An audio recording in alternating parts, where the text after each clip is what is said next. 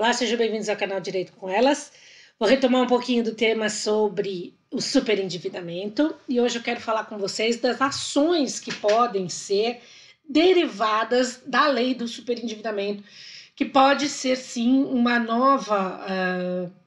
proposta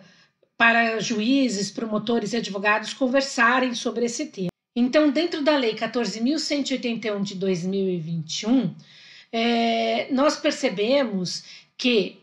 com esta nova lei a gente tem algumas ações, alguns processos judiciais que poderão ser distribuídos aí para análise do Poder Judiciário. A primeira ação que nós temos é uma ação judicial que visa a adequação do contrato aos ditames do que prevê o Código de Defesa do Consumidor, para então evitar a abusividade quando esse contrato vier a ser praticado, que é uma ação judicial em que o consumidor ele vai buscar informações claras sobre o seu contrato, tendo em vista a ideia de que se o contrato permanecer daquela maneira pode lhe gerar aí um super endividamento, né? Então, através desse pedido, vai ser possível o consumidor avaliar, né, se esses valores de fato estão adequados ou se ele está aí sendo vítima de juros abusivos e equívocos na contratação. Uma outra ação que eu acho que essa de fato é o que vai despontar com a lei do superendividamento são as ações que envolvam a repactuação de dívida. Eu acho que essa é a grande novidade trazida pela lei 14.181, quando ela insere no artigo 104 a letra A. Então, esta, inclusive, é uma demanda que pode tanto ser interposta ou proposta, né, melhor dizendo, por via administrativa quanto na via judicial.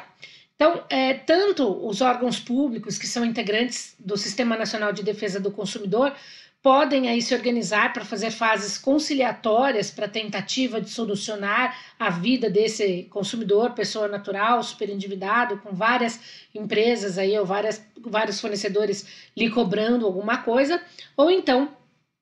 o próprio Poder Judiciário pode se ver aí diante de uma ação de repactuação de dívida, onde eu tenho como polo ativo o consumidor superendividado e como polo passivo todos aqueles credores que estão lá com crédito pendente e o consumidor não está conseguindo fazer esse pagamento. Nesse tipo de demanda, eu entendo que o consumidor deve elencar todas as suas dívidas, deve colocar no polo passivo todas as pessoas que estão lhe cobrando e deve, no corpo da petição inicial, informar qual é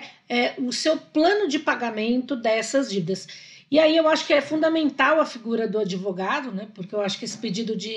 repactuação e plano de pagamento precisa ser aí analisado para ver quais são as repercussões dessas negociações e se de fato, ao final do pagamento, o consumidor vai se ver livre daquela situação. Também temos a possibilidade da ação revisional, quando de fato o contrato já foi feito, se estende no tempo, e a partir daquele momento o consumidor sente que ele não quer perder o contrato, mas ele está se tornando super endividado em razão do volume, né, que é aquele contrato que inicialmente ele achou que ele ia conseguir pagar, que ele não consegue. E aí, na verdade, essa é uma ação que a gente já tinha no passado, mas agora ganha mais um contorno, mais uma força aí dentro dessa ideia da lei do superendividamento, né? E também a gente tem uma legislação que, dentro da legislação, a possibilidade do consumidor pedir esclarecimentos ao fornecedor, tanto pela via administrativa quanto pelo Poder Judiciário, exatamente porque, em que pese seja princípio básico do direito do consumidor a informação e a clara informação, na verdade, né? O artigo 52, ele trouxe aí essa ideia junto com o que prevê o artigo 54b do Código de Defesa do Consumidor, falando claramente sobre as questões que envolvem fornecimento de crédito e venda a prazo, né? Então, neste caso, tem que ficar muito claro o valor final que você vai pagar depois de tantos juros, quais os juros praticados, se vão ser juros considerados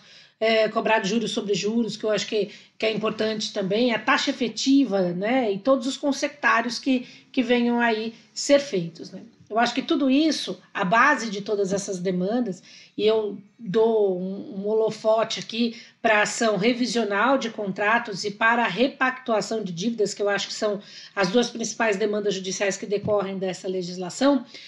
tem como intuito, e a tua peça tem que ser construída nesse sentido, preservação do mínimo existencial, né, e a prevenção de um novo superendividamento. Então, quando vocês forem construir uma petição inicial, ou você, consumidor,